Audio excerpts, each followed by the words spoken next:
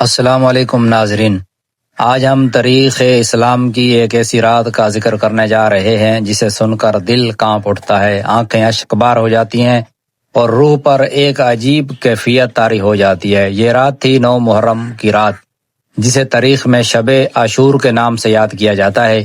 یہ وہ رات تھی جب میدان کربلا میں حق اور باطل کے درمیان آخری معرکہ سے پہلے خاموشی چھائی ہوئی تھی، لیکن اس خاموشی کے پیچھے ایک طوفان پوشیدہ تھا۔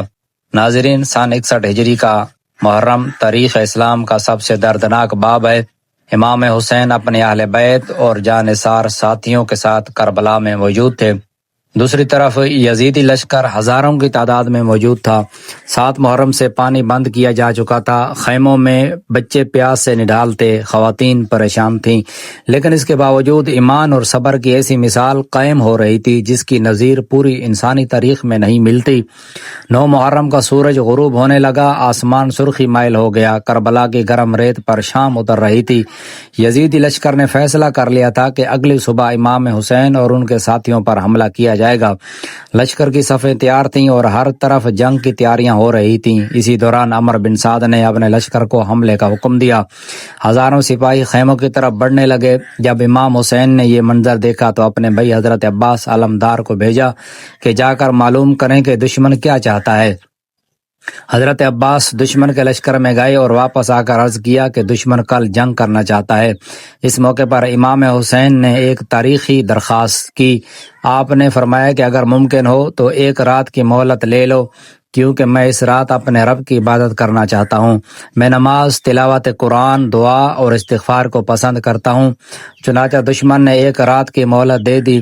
ناظرین، تصور کیجئے، ایک طرف اگلی صبح موت یقینی نظر آ رہی ہے، دوسری طرف امام حسین اور ان کے ساتھی پوری رات اللہ کی عبادت میں مصروف ہیں۔ کوئی قرآن کی تلاوت کر رہا ہے، کوئی نفل ادا کر رہا ہے، کوئی دعا مانگ رہا ہے، کوئی ذکر الہی میں مشغول ہے۔ خیموں سے قرآن کی تلاوت اور ذکر کی ایسی آوازیں آ رہی تھیں جیسے شہد کی مکھیوں کا چھتا گونج رہا ہو۔ امام حسین رضی اللہ تعالی عنہ اپنے ساتھیوں کے درمیان تشریف لائے۔ آپ نے اللہ تعالیٰ کی حمد و ثنا بیان کی اور پھر اپنے وفادار ساتھیوں سے فرمایا، میں اپنے ساتھیوں سے زیادہ وفادار اور بہتر ساتھی نہیں جانتا اور اپنے اہل بیت سے بڑھ کر کوئی بہتر اہل بیت نہیں جانتا۔ دشمن صرف مجھے چاہتا ہے، تم سب لوگ رات کی تاریکی سے فائدہ اٹھا کر چلے جاؤ، میں تمہیں اجازت دیتا ہوں۔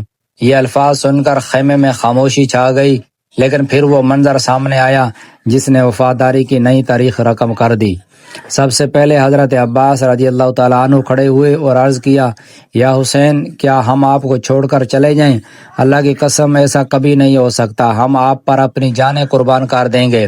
پھر دوسرے جانثار ساتھی بھی کھڑے ہوئے، ہر ایک یہی کہہ رہا تھا کہ ہم آپ کو تنہا چھوڑنے کا تصور بھی نہیں کر سکتے۔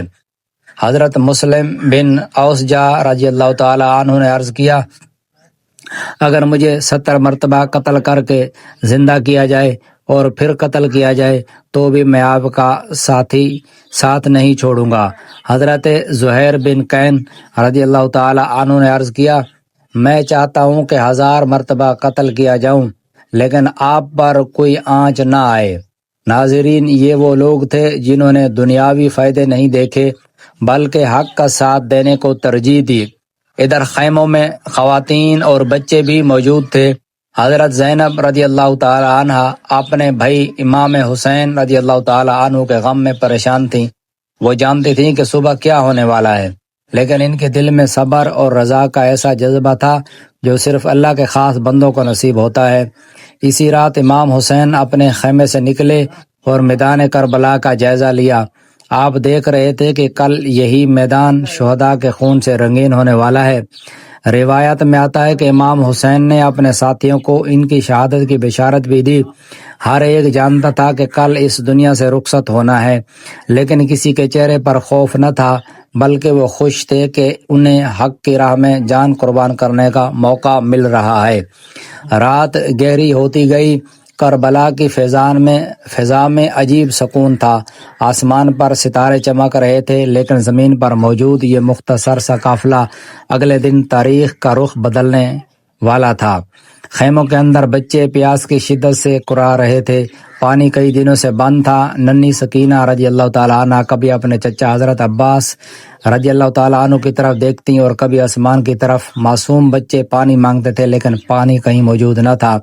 حضرت عباس خیموں کے گرد پہرا دے رہے تھے، ان کی نگاہیں ہر سمت دشمن پر تھیں تاکہ کوئی دشمن خیموں کے قریب نہ آ سکے۔ 9 محرم کی رات حضرت عباس کی وفاداری اور ذمہ داری کا بھی عظیم مظاہرہ تھا۔ وہ جانتے تھے کہ کل میدان جنگ میں کیا ہونے والا ہے، لیکن ان کے چہرے پر خوف کا کوئی نشان نہ تھا۔ دوسری طرف دشمن کے لشکر میں جشن کا ماحول تھا، وہ اپنی تعداد پر فخر کر رہے تھے۔ انہیں یقین تھا کہ صبح چند گھنٹوں میں سب کچھ ختم ہو جائے گا، لیکن وہ نہیں جانتے تھے کہ تاریخ تعداد سے نہیں بلکہ کردار سے لکھی جاتی ہے۔ رات کے آخری پہر امام حسین عبادت میں مشغول تھے۔ آپ بار بار سجدے میں جاتے اور اپنے رب سے مناجات کرتے۔ آپ کی زبان پر شکر کے کلمات تھے۔ یہ منظر انسان کو سکھاتا ہے کہ مصیبت کتنی ہی بڑی کیوں نہ ہو، اللہ تعالیٰ سے تعلق کمزور نہیں ہونا چاہیے بلکہ اور مضبوط ہو جانا چاہیے۔ شب عاشور ہمیں صبر، استقامت، وفاداری اور اللہ پر کامل بھروسے کا درس دیتی ہے۔ یہ رات بتاتی ہے کہ حق کا راستہ ہمیشہ آسان نہیں ہوتا، بعض اوقات اس راستے میں جان، مال اور آرام سب کچھ قربان کرنا پڑتا ہے۔ امام حسین رضی اللہ تعالیٰ عنہ اور ان کے ساتھیوں نے ہمیں یہ سبق دیا کہ اگر ساری دنیا ایک طرف ہو اور حق دوسری طرف، تب بھی حق کا کوئی ساتھ نہیں چھوڑنا چاہیے۔ 9 محرم کی رات ہمیں یہ بھی یاد دلاتی ہے کہ ایمان صرف دعووں کا نام نہیں بلکہ قربانی کا نام ہے۔ جب آزمائش آتی ہے تو اصل ایمان ظاہر ہوتا ہے۔ کربلا کے یہ عظیم کردار قیامت تک انسانیت کو راستہ دکھاتے رہیں گے۔ حضرت عباس رضی اللہ تعالیٰ عنہ کی وفاداری، حضرت زینب رضی اللہ تعالیٰ عنہ کا صبر، امام حسین رضی اللہ تعالیٰ عنہ کی استقامت اور اصحاب حسین رضی اللہ تعالیٰ عنہم کی جانثاری ہمیشہ یاد رکھی جائے گی۔ آخرکار رات ختم ہونے لگی، فجر کا وقت قریب آ رہا تھا، شب عاشور اپنے اختتام کو پہنچ رہی تھی، لیکن اس کے ساتھ ہی تاریخ کے سب سے عظیم دن یوم عاشور کی آمد بھی قریب تھی۔ صبح ہونے والی تھی اور کربلا کی سرزمین دنیا کی سب سے عظیم قربانی کی گواہ بننے والی تھی۔ ناظرین، 9 محرم کی رات صرف ایک تاریخی واقعہ نہیں بلکہ ایمان، صبر، عبادت، وفاداری اور قربانی کا ایک زندہ پیغام ہے۔ اگر ہم اس رات کے اسباق کو اپنی زندگیوں میں شامل کر لیں تو ہمارے کردار میں بھی مثبت تبدیلی آ سکتی ہے۔